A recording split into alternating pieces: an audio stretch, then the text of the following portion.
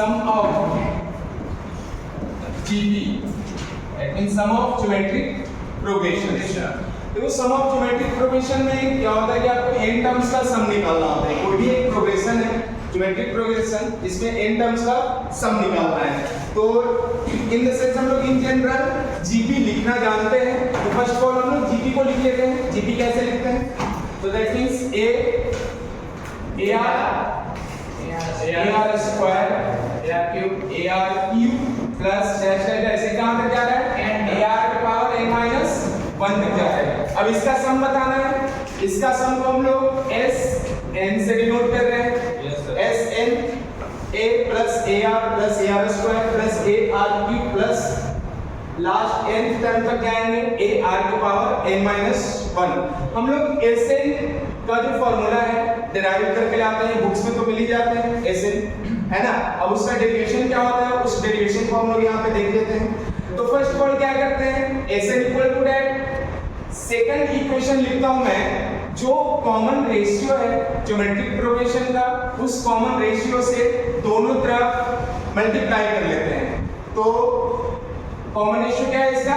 r है, तो r से मल्टीप्लाई करो r s n that is equal to, अब इस साइड का जितने भी नंबर्स हैं उनको r से मल्टीप्लाई कर दो।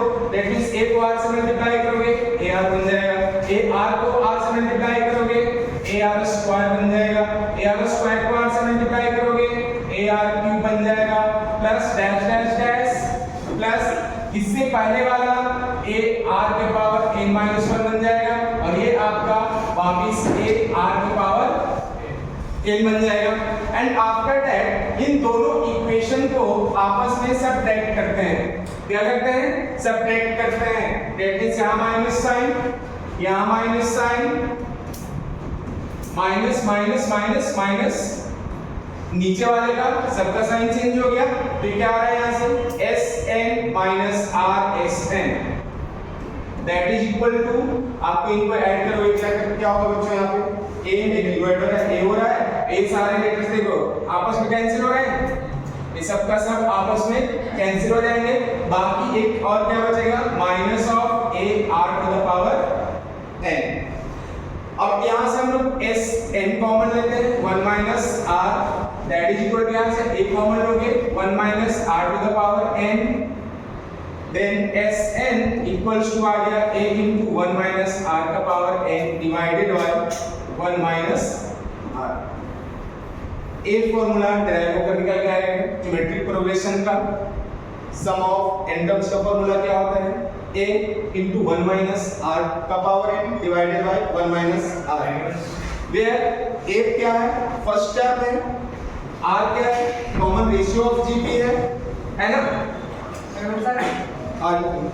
नेक्स्ट थिंग इज दैट कि Sn का जो फॉर्मूला है ये आपका कुछ वैरी करता है बच्चों।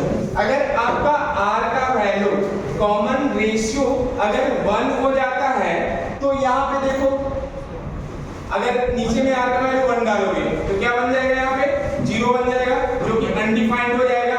तो r का वैल्यू अगर 1 है तो उस सिचुएशन में इस फॉर्मूले को यूज नहीं कर सकते हैं, बिकॉज़ ये फॉर्मूला वैलिड नहीं। उसके लिए जब r का वैल्यू 1 है तो अनडिफाइंड हो रहा है ये formula.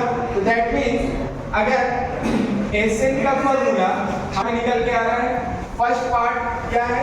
a into 1 minus r to the power n divided by 1 minus r। कब होगा? जब r का वैल्यू 1 नहीं है। अगर r का वैल्यू 1 है तो इस सेंस में n 8 आ जाता है जब r इक्वल टू 1 होता है। जब कॉमन रेशियो 1 है तो उसका n टर्म्स का सम जो है n a के बराबर हो जाता है। n a that means common ratio अगर 1 है तो आपका जितना भी टर्म्स है जीपी का सारा टर्म क्या होगा? सेम होगा। और उन सारे n टर्म्स को सम करोगे तो n into a के बराबर निकलकर आ जाएगा। Is this clear?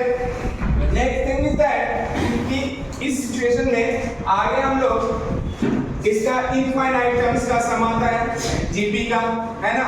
तो sum of infinite terms of GP GP का इनफाइनाइट टर्म्स का सम फर्स्ट ऑफ ऑल देख लेते हैं। तो हम लोग हर एक जीपी का इनफाइनाइट टर्म्स का सम नहीं होता है ना। दैट मींस इनफाइनाइट टर्म्स का सम किस तरीके का जीपी को करते हैं, जिसका कॉमन रेशियो क्या है, फ्रैक्शन है। जिसका कॉमन रेशियो फ्रैक्शन होता है उसी को इनफाइनाइट टर्म्स का सम निकाल पाते हैं हम लोग। दैट मींस अगर आपको बोला जाए कि कोई एक जीपी है, 2 है, 4 है, 8 है, 16 है, 32 है, ये आगे नंबर बढ़ते जा रहे हैं, इनफाइनाइट तक जाएंगे तो ये नंबर काफी बड़ा होते जाएंगे ना। तो उस तरीके में इनका सम निकालना मुश्किल है ना। इनफाइनाइट टर्म्स तक जाते जाएंगे, वो नंबर बढ़ते जाएगा, बढ़ता जाएगा, बढ़ता जाएगा, बढ़ता जाएगा। तो उस सिचुएशन में हम लोग इसके इनफाइनाइट टर्म्स का सम नहीं निकाल सकते हैं। लेकिन अगर कोई एक आपका रेशियो आ रहा है, 2 है, 1 है, 1/2, 1/4, 1/8, 1/16, ये डैश डैश अगर इनफाइनाइट टर्म्स तक जा रहे हैं तो ये आगे इनफाइनाइट टर्म्स तक जाते जाते इसका जो लास्ट वाला जो टर्म हो जाएगा, जो इनफाइनाइट टर्म की बात कर रहे हैं, वो टर्म आपको लगभग 0 टेंड करना शुरू कर देगा। एग्जैक्टली 0 नहीं होगा, बट हाँ बिल्कुल 0 के आसपास वाली वैल्यू हो जाएंगी। तो यहाँ से आपका नंबर क्या हो रहा है, घटते जा रहा है ना, नंबर घटते जा रहा है। तो दैट्स व्हाई हम लोग इसके इनफाइनाइट टर्म्स का सम निकाल पाएंगे। ठीक है, तो इनफाइनाइट टर्म्स का सम निकालने का, अगर इनफाइनाइट जीपी है, उस इनफाइनाइट जीपी में सम निकालने का कंडीशन क्या होगा बच्चों, sum of infinite GP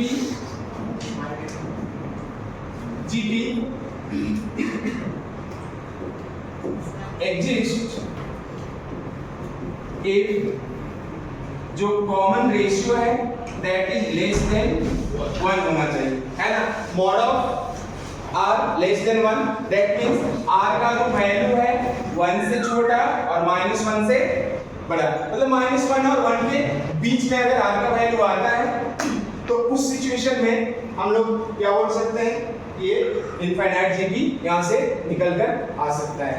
तो सम ऑफ इनफाइनाइट जीपी क्या निकाल सकते हैं यहां से, sum of infinite GP that is equals to क्या हो जाएगा, ay 1 माइनस r, क्या होता है ay 1 minus r। ay 1 minus r कहां से निकल के आ रहा है, अगर हम लोग sn क्या लिखे यहाँ पे, a into 1 minus r का power n divided by 1 minus r, this one is sn। अब n, ये n टर्म की बात कर रहे हैं, अब n की जगह अगर आप इनफाइनाइट डालते हो, किसी भी फ्रैक्शन का पावर इनफाइनाइट कर देते हो तो वो बिल्कुल 0 टेंड करना शुरू कर देता है। अगर किसी भी फ्रैक्शन का पावर इनफाइनाइट डालते हो तो वो बिल्कुल 0 टेंड करना शुरू करता है, और इसका वैल्यू बिल्कुल टेंडिंग टू क्या हो जाएगा, 0 हो जाएगा। r का पावर n